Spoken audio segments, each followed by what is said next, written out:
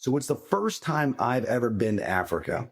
And I had a lot of anxiety. I'm not going to lie. Like, I was traveling with guns. I was actually traveling with Airguns, which is a whole nother other thing, and permits. And what do I do when I get there? And am I going to be safe? Is my guy going to meet me there? Like all of the things, right?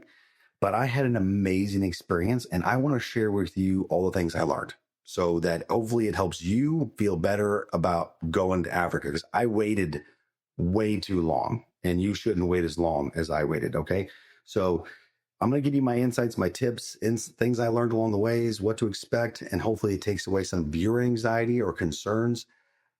It's not even, it's to a point where like my next trip back, I'm probably going to take my family, and I have young kids as well. So, yeah, that says anything. So let me share with you my tips and insights, and we'll go from there. Hope this helps you. Hope you learn something.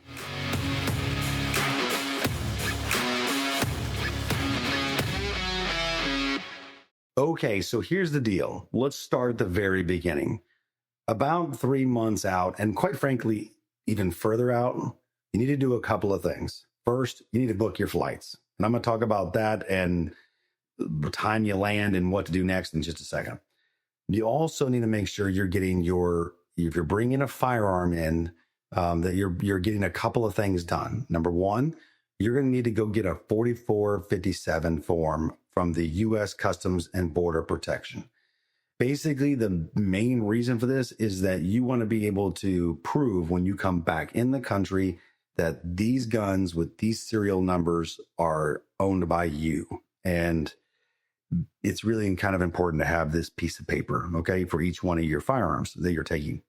Probably wouldn't hurt to do it with a bow as well. And you can do it with other like valuable items like expensive camera equipment, etc. I just did it with my firearms, but it's a 4457 form. So go get that 90 days or 120 days out from your safari, your trip, to make sure you have that. Make copies of those forms, okay? You're going to want to make sure that you have extra copies, and you also must have the originals to show when you come back in the United States and you're going through just past customs and you're collecting your firearm, etc. Again, I'll explain in a minute. So you've got those forms, good to go, right? The other thing is you're going to need to get your South African temporary import firearm permit. I may have gotten that worded incorrectly, but it's a temporary firearm permit for you to bring your guns into the country. Honestly, I don't know if this applies to archery. I don't believe that it does.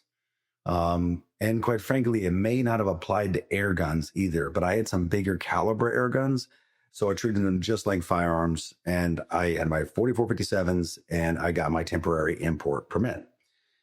Regardless, you need to have those. And you can work with your outfitter, of course. I happen to be working with a service from Africa Sky, Guesthouse, and I'm going to explain that now. So the chances are when you book and also you need to book your flights, right? So when you book your flights, there's a good chance that you're going to land in the late afternoon or evening, especially if you go in on Delta. We went and we landed, and it was like 7:30 at night, and you're tired, weird time change, 15 hours on a plane, all kinds of stuff, right? And you're probably then going to have to travel another 4 to 8 hours by car to get to where you're going to actually go and have your safari and go on your hunt. So it was recommended to me by Alpha Pride that I stay at Africa Sky Guesthouse. Again, no, they don't owe me a dime or anything like that. I'm just telling you exactly how I experienced it. It was awesome. It was very, I would recommend it to everybody. Okay. So we booked a hotel room. So we had a room to stay, nice accommodations. My hunting buddy went with me as well. He had a full queen size bed in a different room, and I did too. And then we had a bathroom that was attached. I mean, it was great. I mean, it was like a little bungalow. So great accommodations, great food, all that kind of stuff. But here's the kicker. Here's what was most important to me. They helped file and make sure I got my firearm import permits. They actually helped get them all squared away.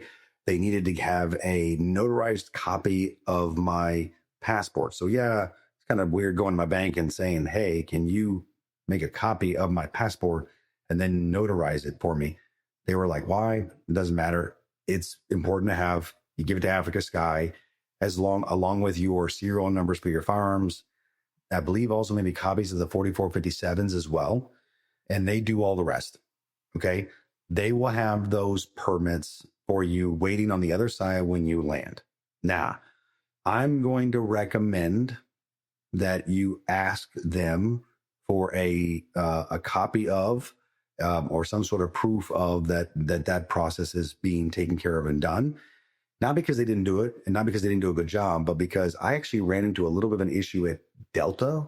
I don't think the person probably knew exactly what they were talking about, but he said, oh yeah, I need to see your import permit before you can get on the plane, before you can like check your guns. I was like, that's actually delivered there. Regardless, we went back and forth.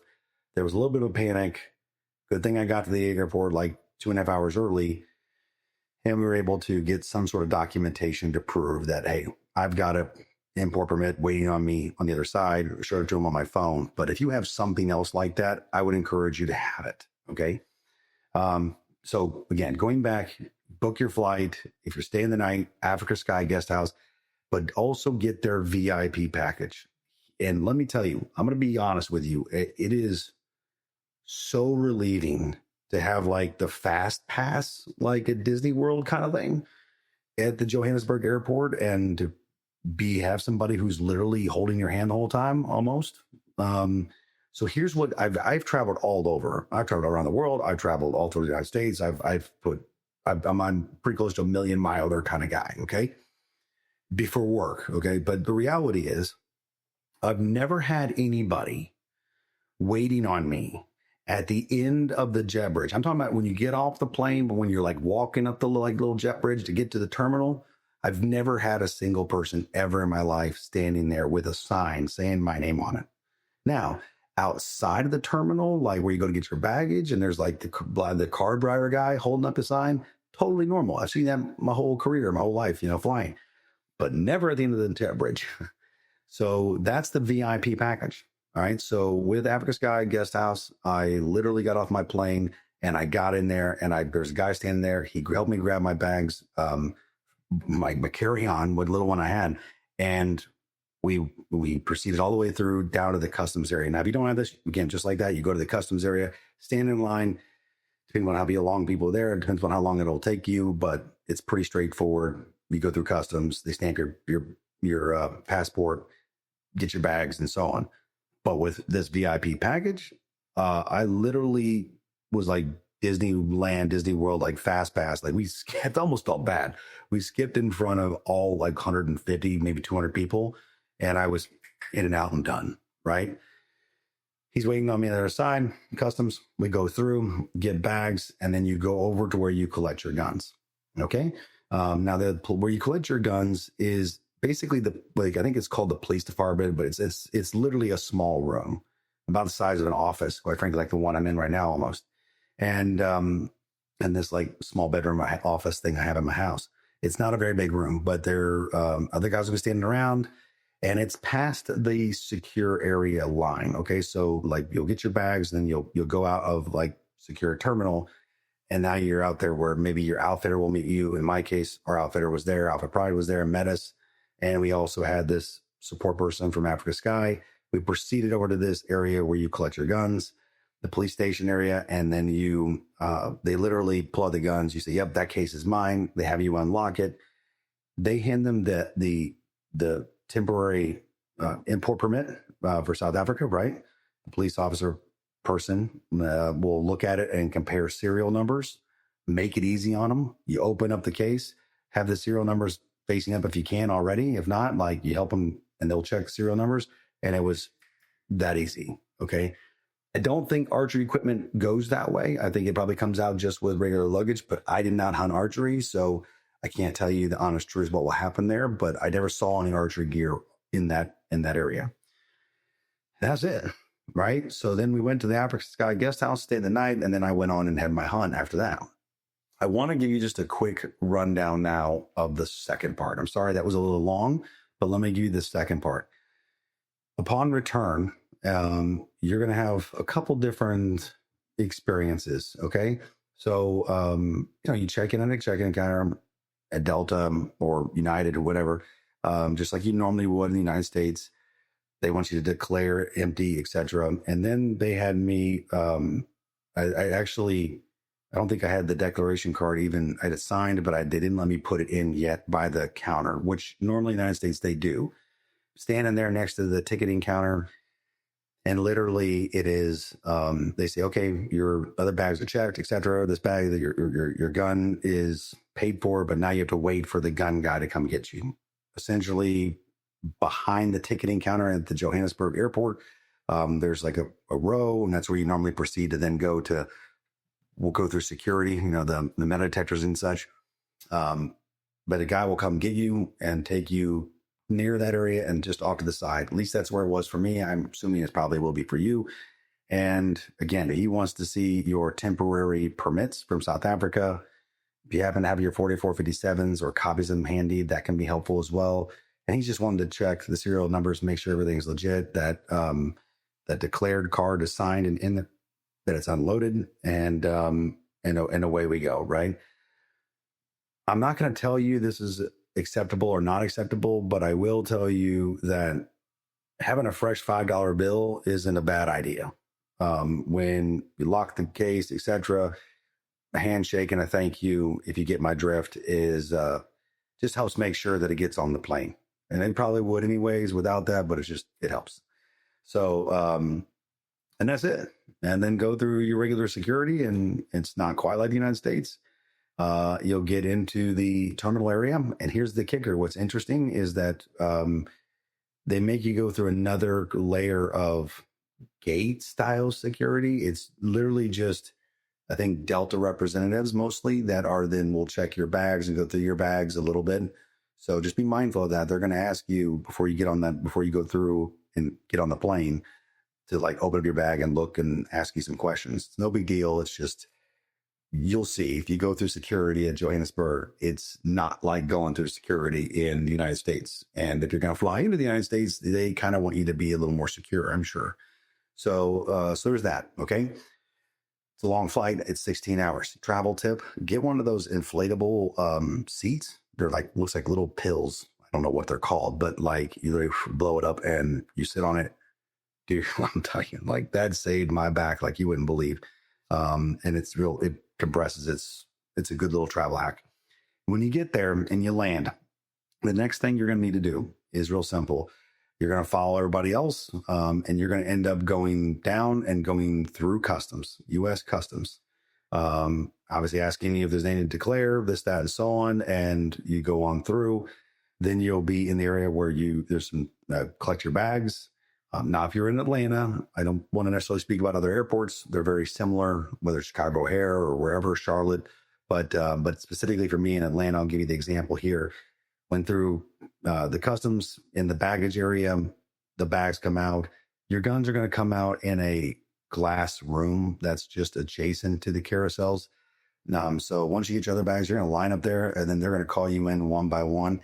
You need to have a couple of things handy. Number one, those 4457 forms, the originals, not the copies, the originals.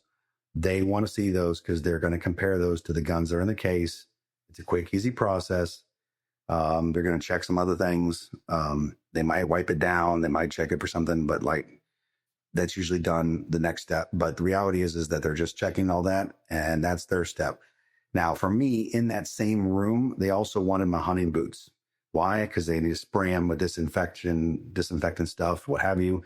They put in a little plastic bag and gave them back to me. So I had to repack my bag a little bit. That's really more, I don't want to say it's USDA, but it's essentially, they don't want you bringing, I don't know, funguses and weird things, seeds or whatever back in the United States. So by accident on your boots. So after that, and for my case, it'd probably be the same for you. They may escort you out of that area with your firearm and your bags and so on. But literally right out of that, and even if they don't, but right out of that customs and international bag pickup area, there's another bag drop area where you'll be able to drop your bags, recheck them back in if you've got a connecting flight like I did, and away you'll go. Okay. So, again, those are my travel tips and advice. It's really not a big deal. I'm sorry this is a long video blog, but it's really not a terrible process. It really isn't. It's, some prior planning, right? Being sure your 4457s, your South African temporary permits are being put in place. Again, for me, it was a little bit of a critical moment when we were traveling out. While I was traveling out, because I didn't have any proof of those import permits. It's not really required. I just think the Delta agent I was dealing with just didn't know, and he was dead set on it, and he was using Google, and Google was giving him odd answers.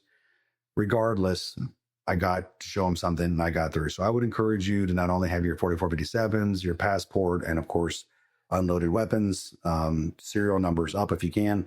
In your case, I would also encourage you to have a copy of that temporary import permit or some sort of proof that you have one waiting on you on the other side. May not need it, but I did. So travel tip there. That's it, man. Like if you get those things in place, use a good thing. Like highly encourage that VIP solution from Africa Sky or some service like that from whoever you go with. And because it made a huge difference in removing anxiety and getting through the process and, skipping the hour and a half long wait in the customs line. So there's that. Hope this helps. Again, shameless plug for Alpha Pride Safaris. These guys knocked it out of the park. I love it so much. I'm actually going back in 8 months. So they did awesome. And, don't wait as long as I did to go to Africa. It's not scary. It's not crazy expensive. And it's everything you dream it will be. It's amazing. So hope this helps.